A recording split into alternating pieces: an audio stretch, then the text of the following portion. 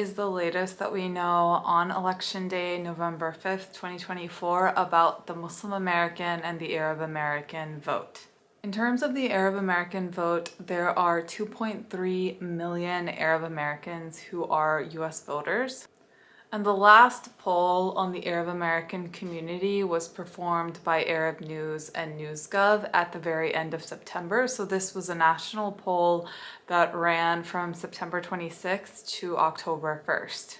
And that poll had Donald Trump and Kamala Harris neck and neck, with Trump slightly in the lead, with 45% of people polled indicating that they would vote for him for president. Kamala Harris had 43%.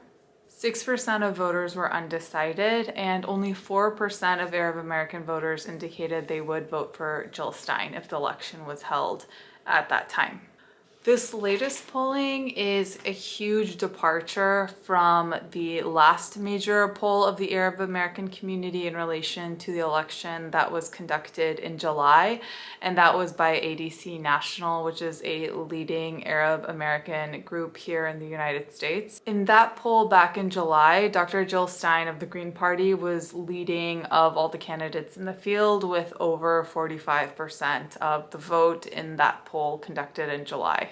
It's entirely possible that the Arab American electorate could have shifted that much between July and the beginning of September, although it is quite a departure and it is unlikely. Again, the July poll was conducted by ADC, and then this more recent poll that has Trump in the lead and Jill Stein at 4% was conducted by Arab News and YouGov. Methodology of the polling could be very different across both of the polls, but both polls were conducted of the Arab American community. So as it stands, that snapshot in time of the latest poll has 45% of the Arab American community breaking for Donald Trump, 43% breaking for Kamala Harris, and 4% going to Dr. Jill Stein. Now let's talk about the Muslim American vote. There are estimated to be 2.5 million voters who are Muslim American. I'm talking about Muslim Americans separately from the Arab American community because these are two separate and distinct communities. Although there are some Arab people who are Muslim and some Muslim people who are Arab, these are two distinct communities. But it is wrong to conflate these two distinct separate communities as one. So again, there's 2.5 million Muslim voters. And the latest polling from CARE, which is the Council on American Islamic Relations, they conducted a nationwide poll October 30th and October 31st, and these are their findings. So the CARE polling has Dr. Jill Stein coming in with over 42% of the vote, followed by Kamala Harris, close behind at 41% of the vote.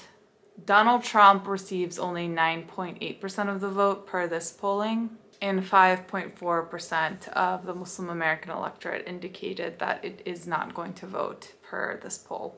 In striking contrast to where Muslim Americans are as an electorate in 2024, back in 2020, 86% of Muslim American voters indicated that they were going to vote for Biden. Only 6% indicated that they were going to vote for Trump.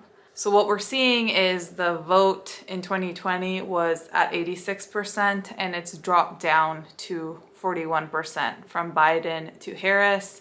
The differentiator there is the genocide in Gaza. That's simply what this comes down to. Going back to the Arab American electorate, in 2020, 59% of Arab Americans indicated that they were going to support Biden in the 2020 election. That 59% has dropped down to 41%, indicating that they're going to vote for Kamala Harris 4 years later this time around. Again, the differentiator is the genocide in Gaza.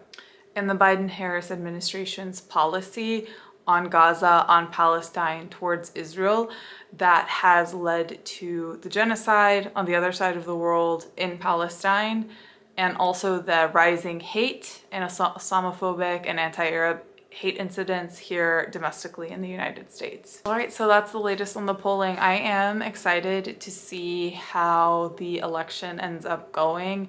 I think we might not know the results on election night unless it's a landslide. If it's going to be a landslide, I do believe Kamala Harris is going to win the election. but I am going to closely follow how the Muslim American electorate actually does end up voting, how the Arab American electorate actually does end up voting, and I'm going to make a follow-up video for that, probably within the next 1 to 2 weeks when we have that data. So subscribe and follow along, and thank you for being here.